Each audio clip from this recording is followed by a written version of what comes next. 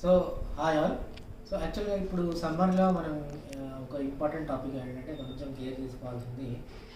Like shawarma ఇట్లాంటివి తిని like deaths అవి అవుతున్నాయి. సో ఎందుకు ఈ సమ్మర్లో యాక్చువల్గా ఫుడ్ పాయిజనింగ్ ఎందుకు ఎక్కువ అవుతుంది అంటే లైక్ మీట్ కానీ ఏమైనా ఫ్రూట్స్ కానీ వెజిటబుల్ కానీ తొందరగా పాడైపోతాయి.